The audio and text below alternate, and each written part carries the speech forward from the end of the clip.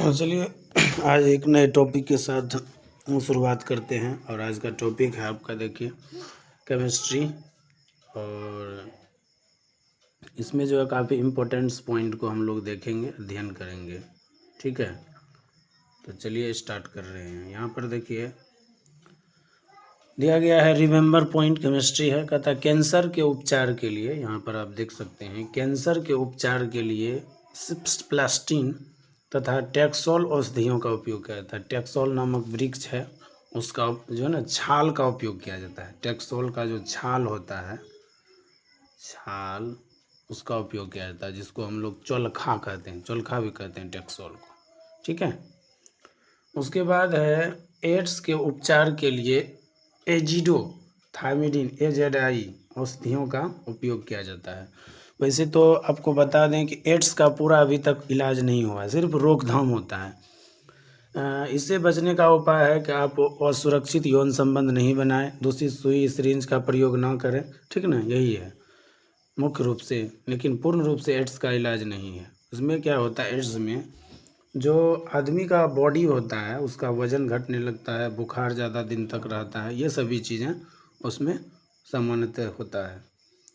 Ozone समताप मंडल में पाया जाता है। जो ओजोन है वो समताप मंडल में पाया जाता है। ओजोन जो है समताप मंडल में पाया जाता है। CFC का पूरा नाम होता है क्लोरोफ्लोरोकार्बन। याद रखिएगा, CFC का पूरा नाम होता है क्लोरोफ्लोरोकार्बन, और ये जो है ना ओजोन के लिए घातक होता है। मेथेन, कार्बन डाइऑक्साइड आदि को ग्रीन हाउस गैस कहा जाता है। जो मीथेन है, कार्बन डाइऑक्साइड CO2 है, ये सब जो है ना, ये जो है ग्रीन हाउस गैस की श्रेणी में आता है। ठीक है, ग्रीन हाउस गैस इसको कहते हैं। SI पद्धति में 7 आधारी मात्रक है। याद रखिएगा, जो SI स्टैंडर्ड यूनिट है उसमें आधारी मात्रक की संख्या 7 है। ठीक है, याद रखिएगा 7 है। NMI का पूरा नाम नेशनल मेट्रोलॉजी इंस्टीट्यूट होता है। NPL का पूरा नाम नेशनल फिजिकल लेबोरेटरी होता है।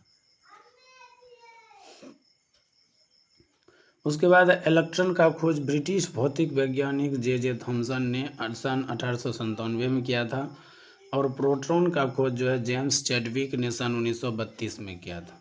ठीक है, उसके बाद मैक्स प्लांक एक जर्मन भौतिक वैज्ञानिक थे। इसका जन्म 1858 तथा मृत्यु 1947 में हुआ था। जर्मनी में पैदा हुए अमेरिकी भौतिक वैज्ञानिक अल्बर्ट आइंस्टीन का जन्म 1879 में तथा मृत्यु 1955 में हुआ था।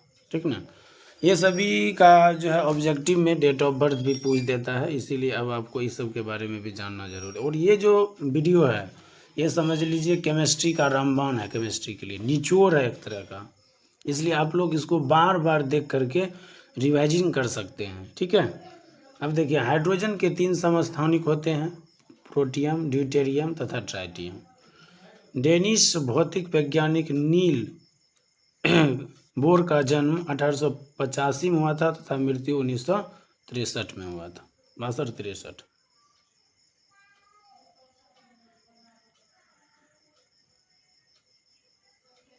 फ्रांसीसी भौतिक वैज्ञानिक जो है ना लुइस दे ब्रोगली का जन्म 1892 में तथा मृत्यु 1987 में हुआ था। यानी कि वैज्ञानिक के भी टॉपिक को हम उठा लिए हैं, उसके जन्म मृत्यु को दिख दिए हैं। वर्नर हाइजेनबर्ग का जन्म 1901 में तथा मृत्यु 1976 में हुआ था। अंग्रेज साइन जो ना इलेक्ट्रॉन जो न्यूलैंड्स के थे उसका भी जन्म मृत्यु यहाँ पर दिया है। जो आप जानते होंगे अष्टक नियम का प्रतिपादक न्यूलैंड्स को कहा जाता है। ठीक है ना, याद रखिएगा। 1865 में इन्होंने अष्टक का नियम दिया था। दमित्री इवानोविच मेंडलीव का जन्म रूस में टोबालस्कस नामक स्थान में सन 1834 में हुआ था, और उनके पिता की मृत्यु के बाद पूरा परिवार सेंट पीटर्सबर्ग चला गया था। मेंडलीव ने अपनी प्रसिद्ध पुस्तक प्रिंसिपल ऑफ द केमिस्ट्री में आवर्तता के नियम को प्रतिपादित किया था। ठीक है, आवर्तता के नियम को इन्होंने प्रतिपादित किया, और 1907 में वो भी चल बसे। ठीक है, द्विध्रुव आघूर्ण एक सदिश राशि है तथा इसका मात्रक डिबाय भी होता है। ठीक ना, याद रखिएगा। द्विध्रुव आघूर्ण जो है एक सदिश राशि है, ठीक ना, वेक्टर क्वांटिटीज है। LCAO linear combination of the atomic orbits. हम वायुमंडल की सबसे नीची परत ट्रोपोस्फीयर जो गुरुत्व बल के द्वारा पृथ्वी से बंधी रहती है में जीवन व्यतीत करते हैं। वायुमंडल की तरह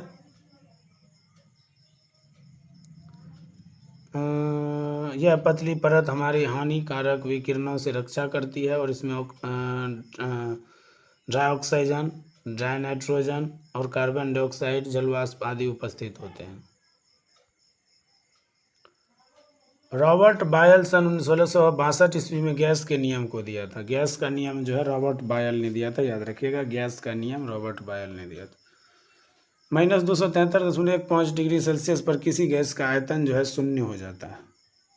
एक मोल गैस में अणुओं की संख्या 6.023 × 10⁻23 निर्धारित की गई है, जिसे अवोगाद्रो संख्या में, देखिए हम पहले इसीलिए बताए थे, ये सब काफ़ी इंपॉर्टेंट क्वेश्चन और ये परीक्षा में पूछा जाता है, इसीलिए आपको बताया कि यह काफ़ी इंपॉर्टेंट वीडियो होगा और केमिस्ट्री का निचोड़ है।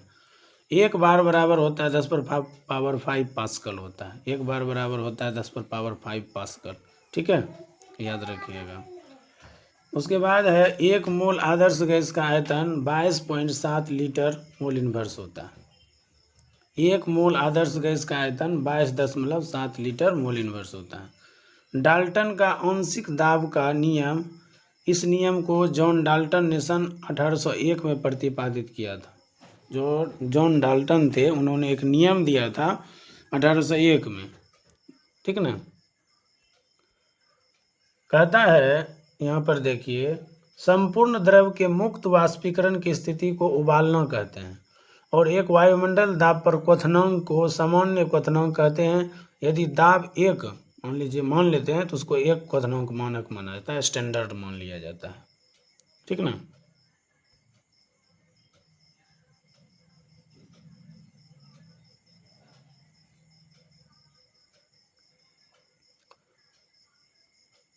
किसी द्रव का मानक क्वथनांक सामान्य क्वथनांक से कुछ कम होता है। जो स्टैंडर्ड पॉइंट होता है उसका, बॉइलिंग पॉइंट, मेल्टिंग पॉइंट, कुछ कम होता है, ठीक है।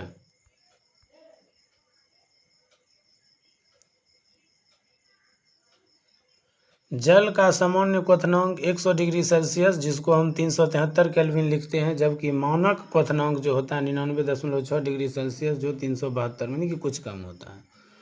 माइकल फेराडे का जन्म लंदन के पास एक सीमित साधन वाले परिवार में हुआ था 1791 में, तथा उसकी मृत्यु 1867 में हुआ था। स्वांटे आर्हेनियस का जन्म स्वीडन में उपसला के निकट सन 1859 में हुआ था, ठीक है। इन्होंने ग्रीन हाउस प्रभाव को यह नाम दे करके इसका विवेचना की और सन 1927 में उसका मृत्यु हो गया। उदासीन विलयन का पीएच मान 7 होता है, याद रखिएगा, उदासीन विलयन का पीएच मान 7 होता है। उदासीन विलयन का पीएच मान 7 होता है। अम्लीय विलयन का मान 7 से कम होता है और क्षारीय विलयन का मान 7 से अधिक होता है। किसी विलयन में हाइड्रोजन आयन सौंदर्य के निर्धारण के लिए सोरेंस ने 1909 में एक स्केल दिया जिसे पीएच स्केल कहा जाता है। जो सोरेंस नामक वैज्ञानिक था उन्होंने ये नियम दिया था। मानव रुधिर का पीएच मान 7.4 होता है। जो मानव रुधिर है, खून है, ब्लड है, उसका पीएच मान 7.4 होता है और ये क्षारीय होता है, याद रखिएगा। कैसा होता है? क्षारीय। CO एवं H2 के मिश्रण को वाटर गैस कहते हैं। कार्बन मोनोऑक्साइड और हाइड्रोजन के मिलने से जो गैस बनता है उसको वाटर गैस कहते हैं। मानव शरीर में लगभग 65% जल पाया जाता है। कहीं कहीं लिखा रहेगा 70% भी, तो आपको घबराना नहीं है। 65 बोल दीजिए, लगभग लगा दीजिए, बस कोई गलती नहीं है। जल का सूत्र H2O तथा भारी जल का सूत्र D2O होता है। ये जो है ना, देखिए, रिमेंबर पॉइंट जो है स्मरणीय टाइप से, आप इसको बार बार देखिएगा, वीडियो को 2 बार 4 बार 5 बार, तो इससे मतलब भूलिएगा नहीं, ऑब्जेक्टिव याद हो जाएगा। जल के स्थायी खारापन दूर करने के लिए सोडियम कार्बोनेट Na2CO3 का उपयोग किया जाता है। पृथ्वी की सतह पर पतली चट्टाना सतह भूपट्टी कहलाती है। सोडियम हाइड्रोजन कार्बोनेट को बेकिंग सोडा भी कहा जाता है। इसका सूत्र NaCO3 होता है। सोडियम जो है ना बाइकार्बोनेट का जो सोडियम हाइड्रोजन कार्बोनेट होता है NaCO3। सीमेंट का उपयोग सर्वप्रथम ब्रिटेन में सन 1824 में जोसेफ एस्पिडन ने किया था, सीमेंट का उपयोग। शरीर में कैल्शियम का 99% दांतों तथा हड्डियों में उपयोग होता है। एक वयस्क व्यक्ति में करीब 25 ग्राम मैग्नीशियम एवं 1200 ग्राम कैल्शियम होता है। जर्मेनियम तथा सिलिकॉन की शुद्धतम अवस्था का उपयोग ट्रांजिस्टर तथा अर्धचालक युक्ति, जो हम लोग सिम कार्ड वगैरह सब बनाते हैं, उसमें इसका उपयोग होता है। हीरा पृथ्वी पर पाए जाने वाला सबसे कठोर पदार्थ है। हीरा जो है पृथ्वी पर पाए जाने वाला सबसे कठोर पदार्थ है, याद रखिए। वायुमंडल में CO2 0.03% पाया जाता है, CO2। हाइड्रोजन कार्बन ऊर्जा के प्रमुख स्रोत हैं। बेंजीन की संरचना अगुस्ट के कुले ने सन 1865 में दिया था। और याद रखिएगा बेंजीन का सूत्र होता है C6H6, ठीक है ना, C6H6 बेंजीन का सूत्र होता है।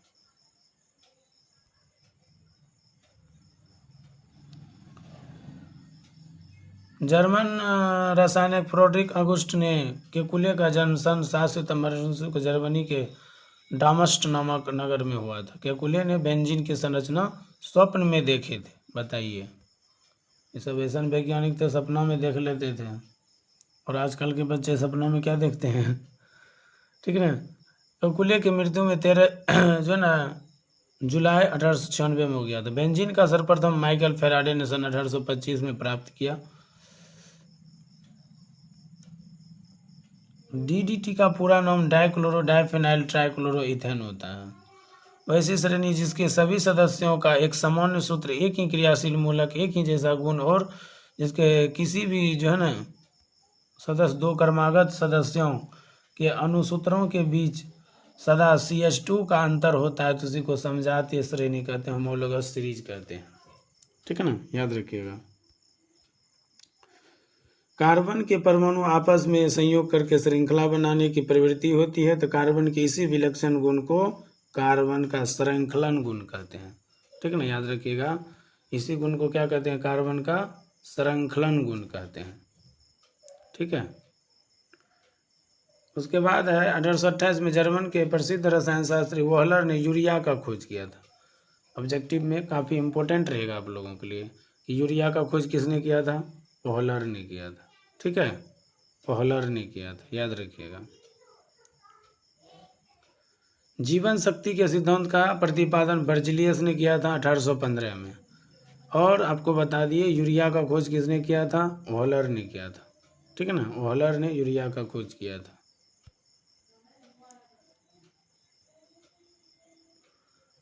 उसके बाद कार्बन एवं हाइड्रोजन के संयोग से बने यौगिक हाइड्रोकार्बन कहलाते हैं। कार्बनिक रसायन वस्तुतः हाइड्रोजन और उसके कार्बनों का व्युत्पन्न होता है।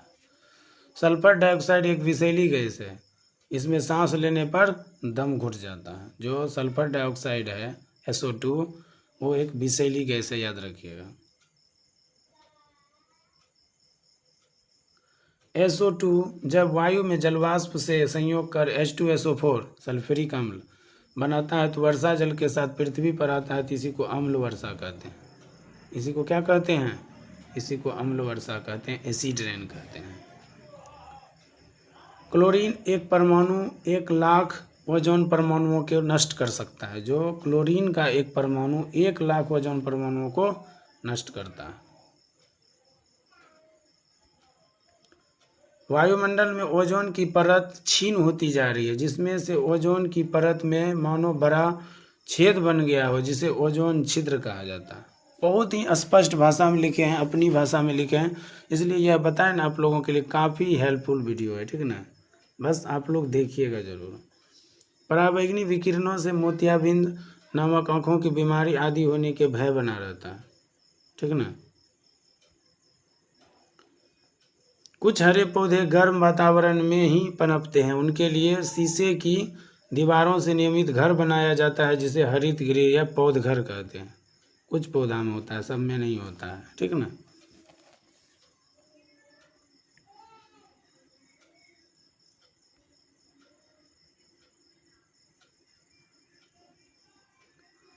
अब चलिए हम लोग जो है ना एक्सोथर्मिक रिएक्शन देखते हैं, ऊष्माक्षेपी अभिक्रिया।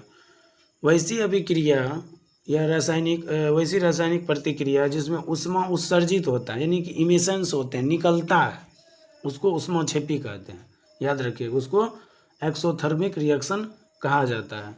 हम आपको बताए थे, जब आप साइंस रखे हैं तो मिला के लिखना है, अंग्रेजी और हिंदी दोनों मिला के लिखिएगा तो बेटर रहेगा आपका। ये उसका उदाहरण है। उसके बाद हम लोग जानेंगे एंडोथर्मिक रिएक्शन, ऊष्माशोषी अभिक्रिया।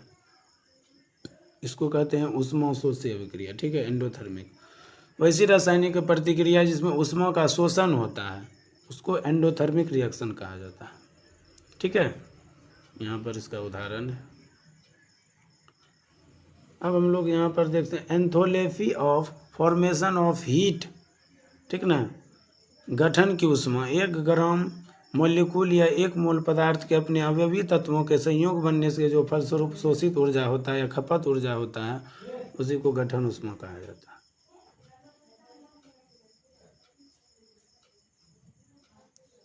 है। अब हम देखेंगे केमिस्ट्री का जो है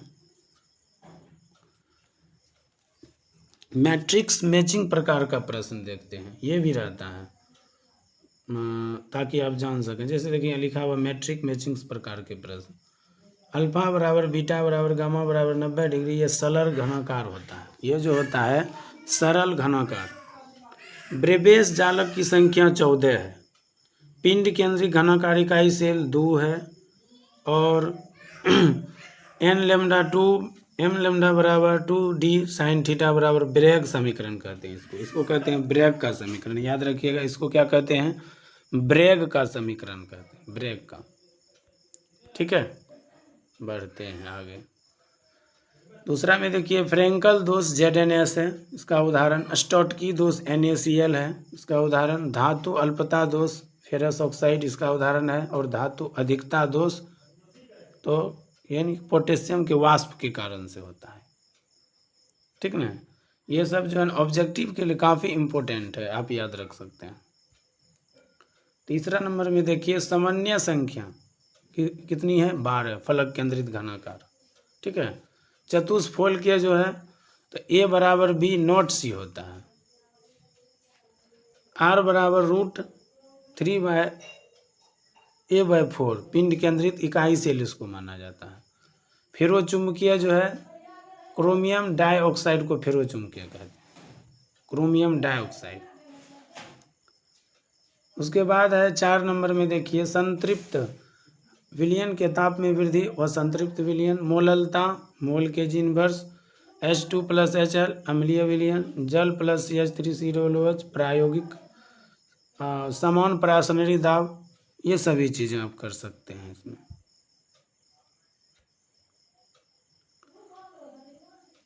सामान्य मिश्रण एजोट्रोपिक और हिमांक अस्थिरांक। अर्ध पारगम्य झिल्ली जो है Cu, ये दिया गया, इसका उदाहरण है, ठीक है ना। उसके बाद देखिए यहाँ पर 96.50 यानी कि 96,500 कूलम जो होता है 1 फैराडे के बराबर होता है। यहाँ पर जो है ना M1E1 बराबर M2E2 फैराडे का दूसरा नियम है। और ओम इनवर्स कूलम मीटर इनवर्स विशिष्ट चालकत्व। वैद्युत अपघटनी सेल जो है डेल्टा धनात्मक होता है। विद्युत रासायनिक सेल जो है डेल्टा ऋणात्मक होता है। द्वितीयक सेल लेड संचायक सेल को द्वितीयक सेल। ईंधन सेल अंतरिक्षयान। और शुष्क सेल लेकलॉज सेल होता है। शुष्क सेल जो होता है लेकलॉज सेल होता है, लेकलॉज। मोलर चालकत्व तनुता के साथ वृद्धि है, कोलरास का नियम यह है, ठीक है ना। अभिक्रिया को एक समय के साथ घटता है, याद रखिएगा। और जंग जो है Fe2O3 XH2O, वेग स्थिरांक स्थिर रहता है। अभिक्रिया की कोटि भिन्नांक हो सकती है, अलग अलग होता है। अभिक्रिया की अनुकता पूर्णांक में होती है। शून्य कोटि की अभिक्रिया के लिए हाफ 1/2। प्रथम कोटि की अभिक्रिया के लिए T हाफ बराबर 0.693/K। ये देखिए पूछा जाता है, ये वाला काफ़ी इम्पोर्टेंट है। प्रथम कोटि की अभिक्रिया की इकाई जो होती है